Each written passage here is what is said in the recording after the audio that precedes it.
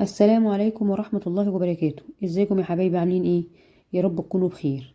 هنعمل مع بعض ان شاء الله النهاردة وصفة مميزة جدا كلنا بنعشقها، الكبار والصغيرين بيحبوها. هنعمل البيتزا بأسهل وأنجح طريقة، ده غير انها في البيت بتكون أجمل وأطعم، وكمان موفرة واقتصادية جدا. بره بتكون بأسعار مبالغ فيها وغالية قوي، مش ممكن لا بالحجم ده ولا بالجمال ده. فهنعملها في البيت ان شاء الله وبأسهل طريقة، ومش هتشتريها من بره تاني، وهتطلع معاكي طرية وهشة وبطعم تحفة. وكمان هنعمل معاها أحلى طريقة للصلصة. يلا نشوف الطريقة. وقبل ما نبدأ ما تنسيش لايك وشير واشتراك، وياريت تفعل الجرس عشان يوصلك مني كل جديد. نقول بسم الله الرحمن الرحيم.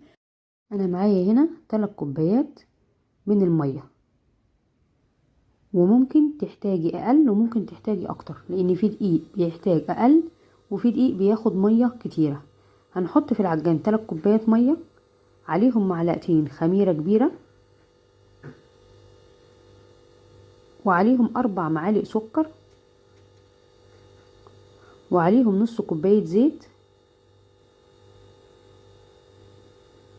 وهنحط عليهم معلقة كبيرة خل. وهبدأ أشغل العجان واخليهم يتجانسوا مع بعض لحد ما كل المواد دي تتجانس مع بعضها، والسكر يدوب والملح يدوب وكله يبقى متجانس مع بعضه. ومعايا هنا كيلو من الدقيق، عليه معلقة زعتر كبيرة، وهنحط له معلقة ملح صغيرة، ونشغل عليهم العجان لمدة 5 دقايق أو 7 دقايق. بالنسبة ليك انت لو ما عندكيش عجان وهتعجني على ايدك، يبقى من 10 دقايق ل 12 دقيقة عجن، بحيث ان انت تطلعي لها عرق عشان اول ما تشتغلي بيها تريحك وما تفضلش تمط معاكي. خلاص هي كده العجينة خلاص ظبطناها واتعجنت. هنحطها بقى تختمر، هتختمر لحد ايه، هترتفع لحد ايه نصها مثلا. ممكن احنا في الجو دلوقتي ايه ساقع، مش يعني لا هو ساقع قوي ولا سخن قوي، لسه الصيف لسه فيه نسمات كده، وفي نفس الوقت الشتاء لسه ما دخلش قوي. فممكن تديها مثلا ايه نص ساعه تخمر معاكي، ومش لازم وقت محدد يا بنات. انتي بصي عليها اول ما تلاقيها ارتفعت ضعفها يبقى كده تمام، غطيها واركنيها على جنب لحد ما نعمل ايه الصلصه. انا هنا معايا كيلو من القوطه، طبعا هي البيتزا مش هتاخد كل كيلو القوطه، انا بعملها يا بنات وبخليها معايا في الفريزر، بشتغل بيها. اشتغلت بيها معاكم في الوصفه اللي فاتت. ومعايا هنا بصلتين وسط او بصلايه كبيره، وقرن فلفل احمر، و6 فصوص توم. انا يعني عندي توم مفروم، لو ما عندكيش توم مفروم المعلقه ديت يبقى تمام، حط لها 6 فصوص توم، وربع معلقه ربع كوبايه من الميه، و4 معالق من الزيت.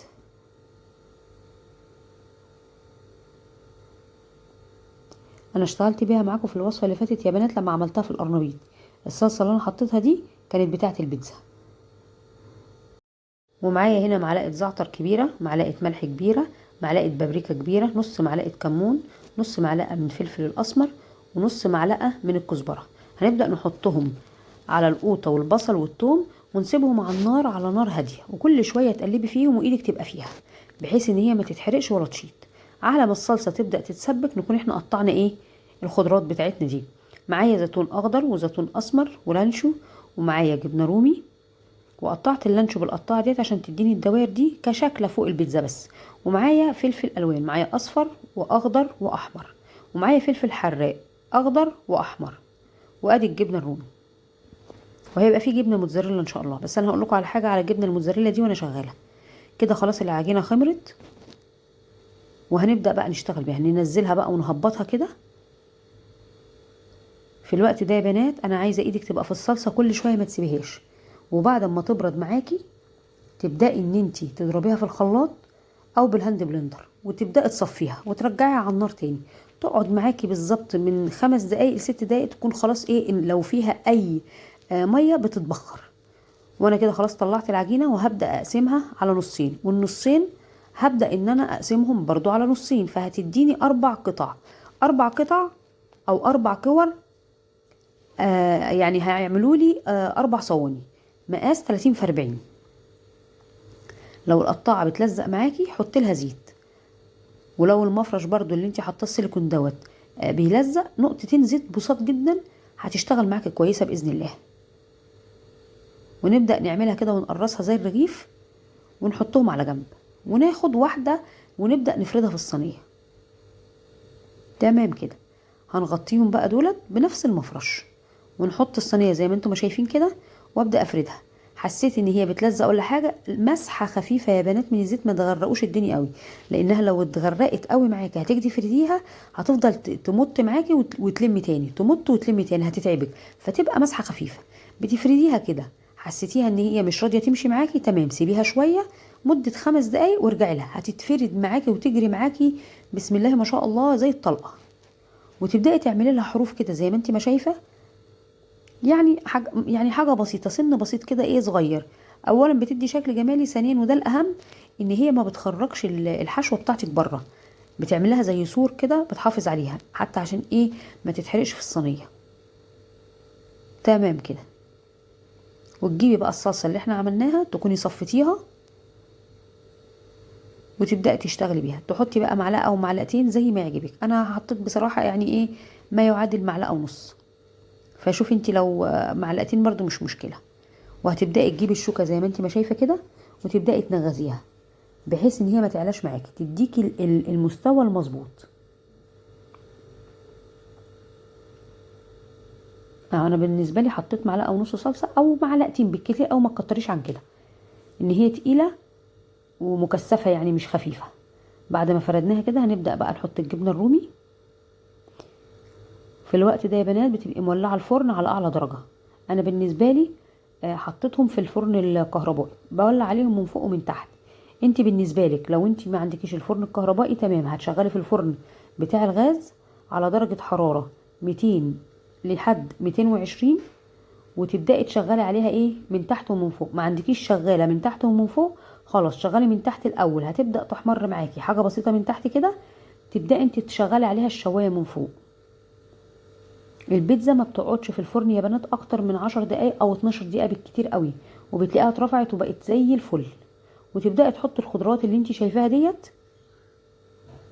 فوق البيتزا، وترصصي بقى كل الخضروات. تقدري بقى تعمليها بلحمه مفرومه، تقدري تحطي لها مشروم، تقدري تخليها كلها خضروات كده زي ما انا عاملاها.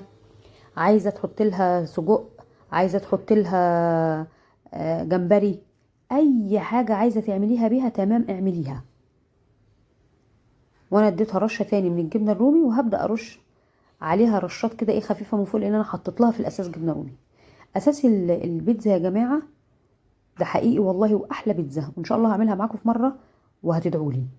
الصلصه والجبنه اللي هي الموتزاريلا والجبنه الرومي فقط لا غير، او اي نوع جبنه بقى بتفضليه، احلى احلى احلى بيتزا ممكن تاكلوها. الصلصه والجبنه بتدي مذاق رهيب للبيتزا. وبرده دي مش وحشه، دي جميله جدا، دي عشان انا اولادي بيحبوها بالخضروات. وهبقى اعملها معاكم بكذا طريقه تانية وبحشوات كتير مختلفه.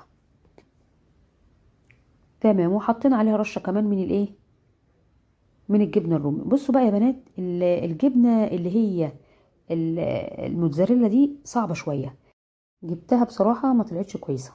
الجبنه دي اسمها الحمد، فانتوا لو هتجيبوا ما تجيبوش النوع ده. انا هوريهولك دلوقتي على الشاشه، بحيث ان انت تاخدي بالك ان انت ما تجيبيش النوعيه دي، ما بتتفردش يا بنات، اسمها الحمد. اهي قدامك الكيس اهو. بتيجي تفرديها، عارفه عامله زي الجبنه النستو، بتتقطع في ايدك. المفروض هي تبقى مبشوره، او انت لو جبتيها قطعه تبشريها تتبشر معاكي زي الجبنه الرومي.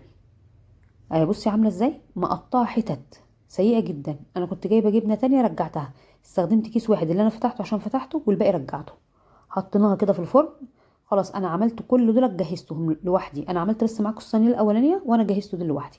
حطيتها كده في الفرن في الشبكه اللي في النص على درجه حراره 200 او 220 لمده 10 دقايق يا بنات بالظبط، وطلعت معايا.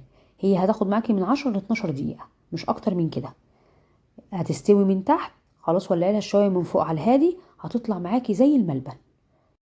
ونبقى عملنا بيتزا اقتصاديه احلى من اللي بنشتريها من بره 1000 مره. هي الموتزاريلا بس فعلا هي اللي مش حلوة، تحس ان هي ايه، سيئة في المطة. لكن كطعم حقيقي هي طعمها جميل، لكن كمطة بصراحة مش حلوة. بصي بتمط ازاي، يعني بطة بسيطة لا تذكر. انتوا طبعا عارفين الاولاد الصغيرين بيحبوا المطة ديت اهم حاجة. فلو هتجيبوا جيبوا جبنة موتزاريلا تكون كويسة، المطة بتاعتها تكون كويسة. هي كطعم حلوة، لكن مطة بصراحة سيئة جدا. بصي عامله ازاي، المطه بتاعتها قليله جدا، لكن طعمها والله حكايه، وريحتها قلبت الدنيا في البيت، وطعمها اجمل والذ من اي بيتزا اكلتوها او دقتوها. اعمليها في البيت زي ما عملناها، وهتطلع معاكي احلى بيتزا، وهتاكلوا صوابعكم وراها. ولو عايزه تعملي نص الكميه دي، هتعملي بنص كيلو دقيق، هتطلع لك صاجين كبار. الصاج الواحد يتقطع يطلع لك 30 قطعه او 25 قطعه، احسن من بره 1000 مره. وبكده تبقي فرحتي اولادك، وعملناها بطريقه اقتصاديه وعلى قد الايد. وبكده وصفه النهارده تكون خلصت. اتمنى يكون فيديو النهارده عجبكم. ما تنسوش تعملوا لايك للفيديو وتشتركوا في القناه لو لسه ما اشتركتوش. واشوفكم على خير في فيديو جديد ووصفه جديده. والسلام عليكم ورحمه الله وبركاته.